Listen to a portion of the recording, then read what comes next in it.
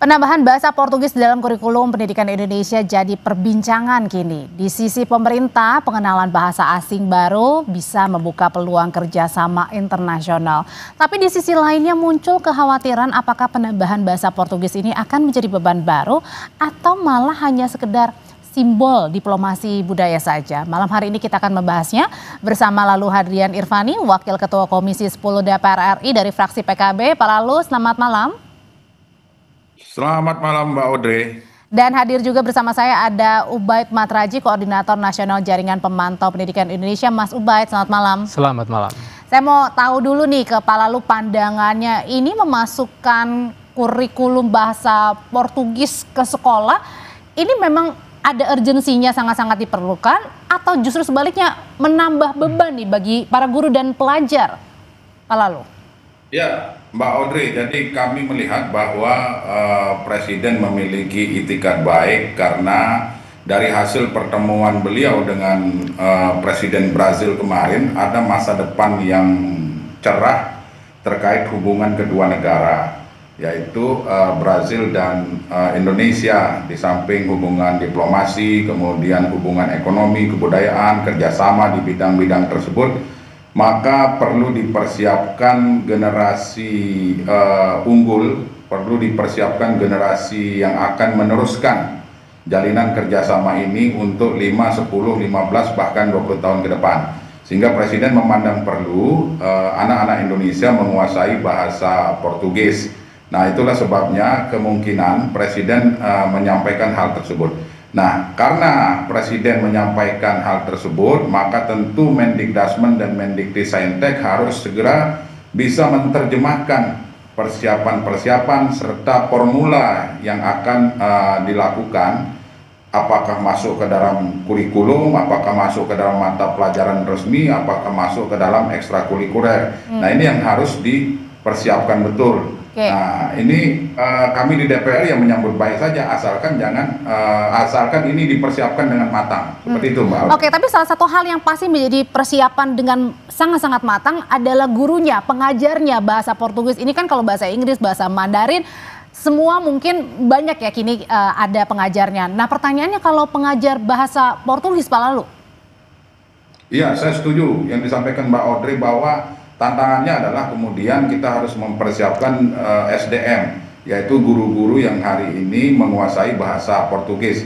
Nah, kita ketahui bahwa selama ini memang tidak pernah sama sekali diajarkan bahasa Portugis ini. Yang kerap kita dengar ya bahasa Inggris, bahasa Mandarin, bahasa Jepang, bahkan bahasa Arab.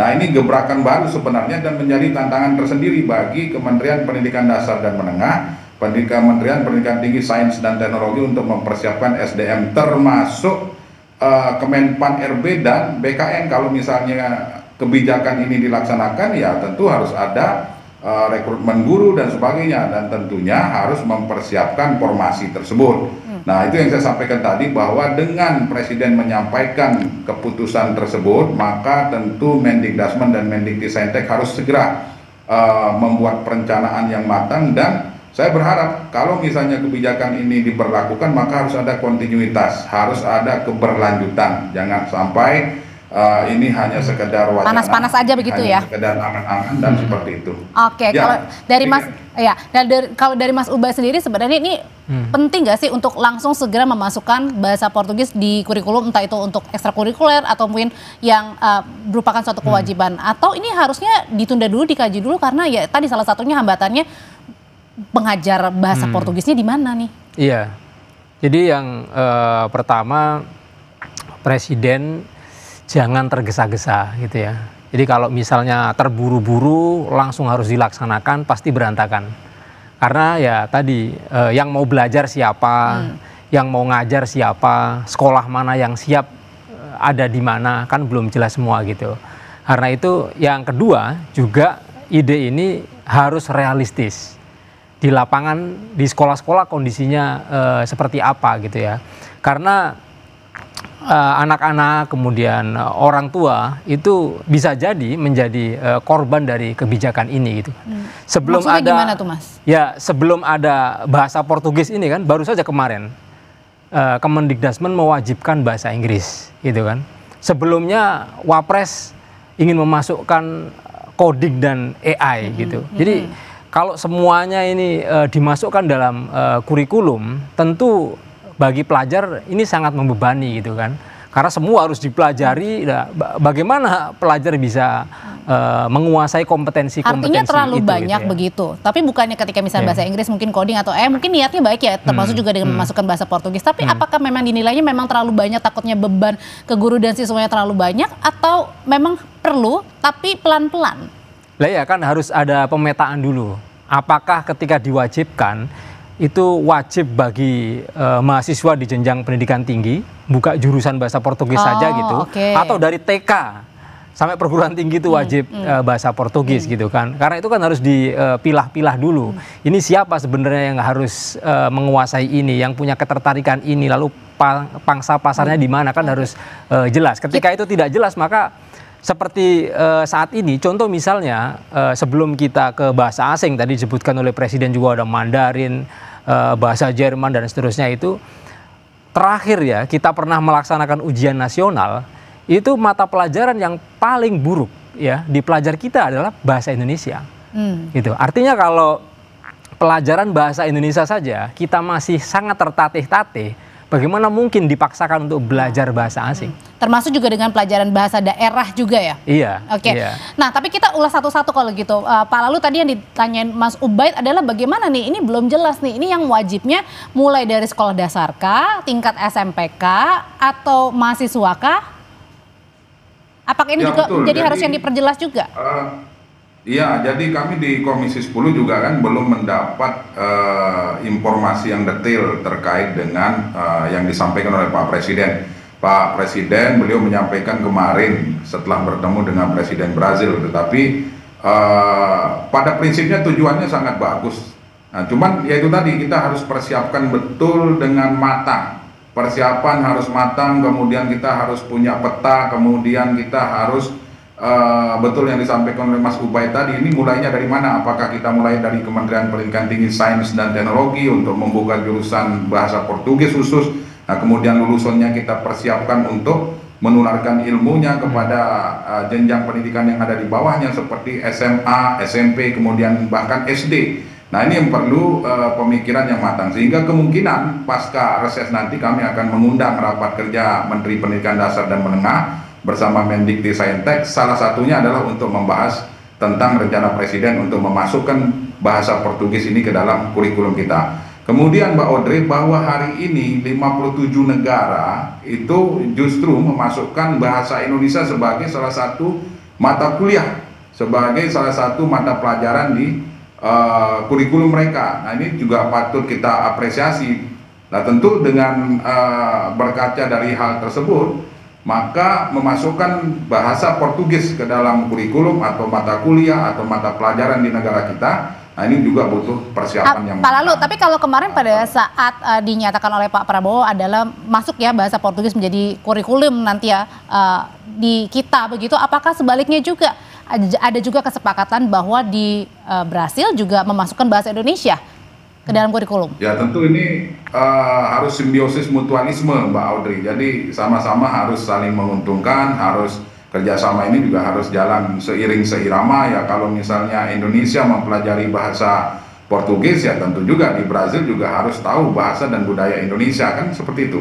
Kerjasama yang baik ya tentu harus ada chemistry. Nah, tetapi yang terpenting adalah bagaimana pemerintah hari ini melalui Kementerian Pendidikan Dasar dan Menengah, kemudian Kemdikti-Saintek menerjemahkan keinginan Presiden Prabowo ini.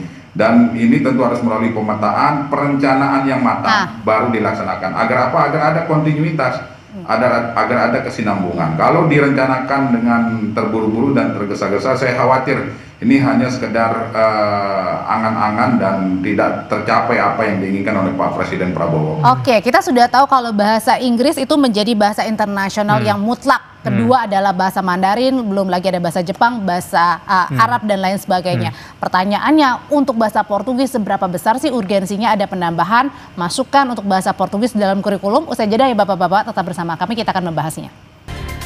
Menteri Luar Negeri Sugiono menyebut pelajaran bahasa Portugis yang bakal masuk kurikulum pendidikan bakal ditindaklanjuti oleh kementerian terkait. Menlu bilang pelajaran bahasa Portugis yang bakal masuk kurikulum pendidikan adalah bagian dari relasi baik antara Indonesia dan Portugis.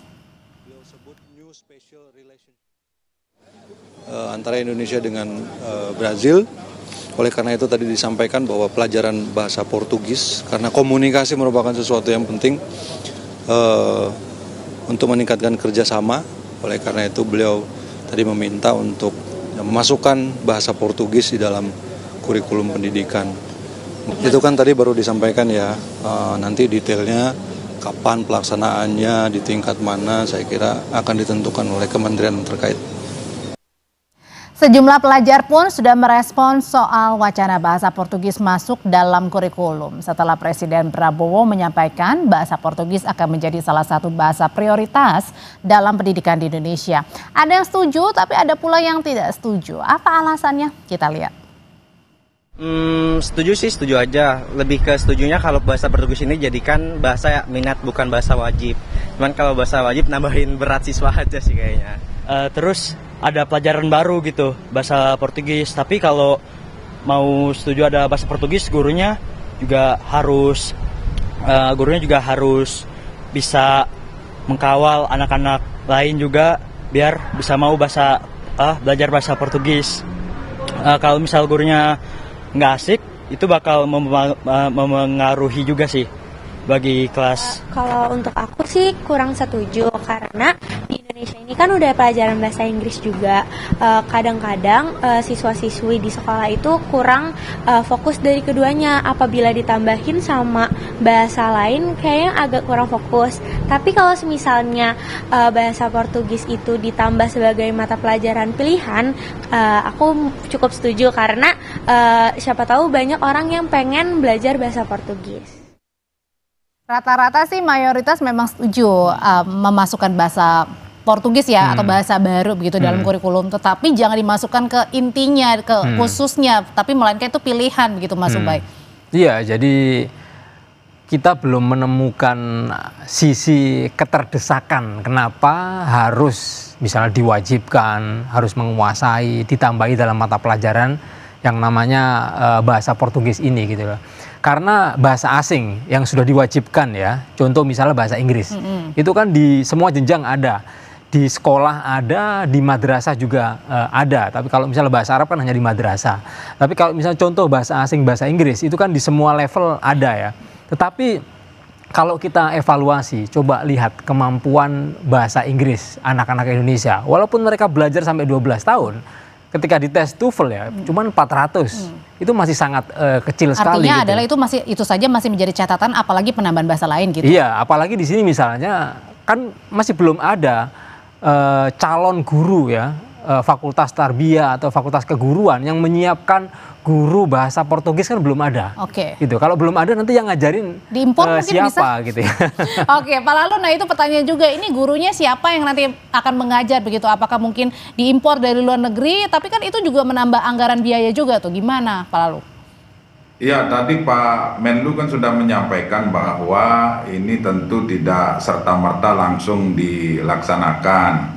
Nah, tentu butuh kajian, butuh formula terkait dengan waktu, kemudian seluruh persiapan-persiapan juga tentu akan dipikirkan, termasuk SDM. Tadi apakah nanti formulanya mata kuliah bahasa Portugis dimasukkan terlebih dahulu, kemudian setelah itu baru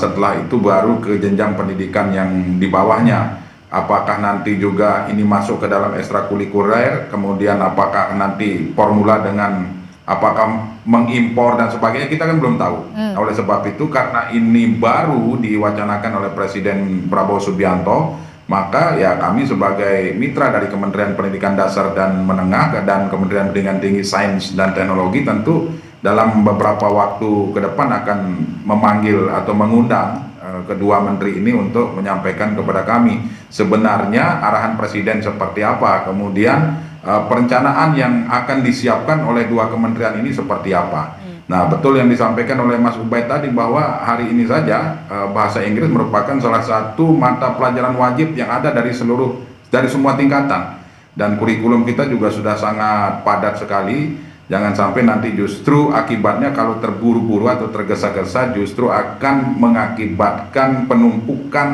mata pelajaran di kurikulum tertentu yang akibatnya juga berdampak kepada siswa-siswi kita. Akibatnya siswa-siswi juga jadi tambah stres begitu ya, Pak Lalu ya, jangan sampai seperti itu juga ya. Begitu. Ya.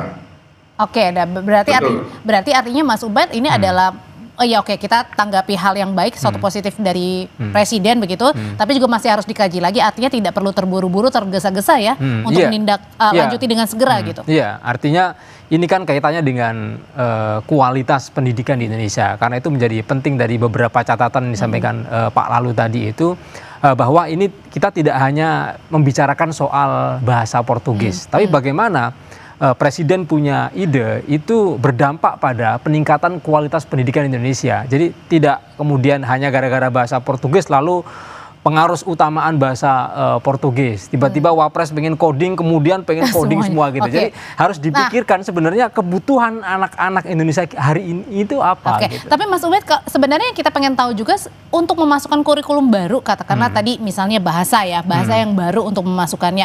Ini penentuannya gimana? Kan masing-masing sekolah juga beda tuh ya. Ada yang memasukkan misalnya bahasa tertentu, ada juga yang tidak memilih. Ya, itu kan ada di peraturan Kementerian Pendidikan Dasar dan Menengah gitu ya. Nah, ketika itu dimasukkan dalam kurikulum, maka nanti akan ada ya peraturan Kementerian Pendidikan Dasar dan Menengah soal kurikulum bahasa Portugis ini. Apakah nanti dia diwajibkan atau tadi ada usulan misalnya ekstrakurikuler atau hanya pilihan dan seterusnya, itu nanti menjadi opsi yang bisa ditentukan di level pusat.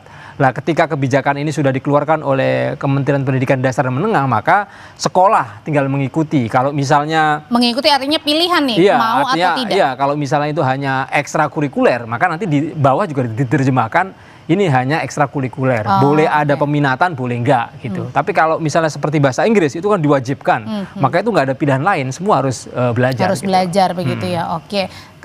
Kalau gitu Pak Lalu, kapan ini rencana akan memanggil kementerian-kementerian terkait untuk membahas masalah ini? Ya, insya Allah awal November Mbak Audrey, kami akan mengundang Mendikdasmen dan Mendikdiksaintek untuk membahas ini. Dan yang terpenting adalah hari ini juga sedang dilakukan kampanye berbahasa Indonesia yang baik dan benar, dengan tidak meninggalkan bahasa daerah sebagai suatu identitas bangsa. Nah, ini saja fokus dulu, kemudian setelah itu nanti kita akan menunggu formula yang akan disampaikan oleh dua menteri ini, Mendikdasmen dan Mendikdiksaintek. Apakah beliau-beliau sudah menerjemahkan bagaimana keinginan dari Presiden Prabowo Subianto? Ya, kita tinggal tunggu, nanti pada saatnya kami akan pertanyakan detail dan moga-moga nanti di rapat kerja tersebut ada penjelasan resmi kemudian kita sampaikan kepada masyarakat. Terima kasih Pak Lalu, Mas Ubaid, terima kasih. Terima kasih Mbak Audrey. Terima kasih.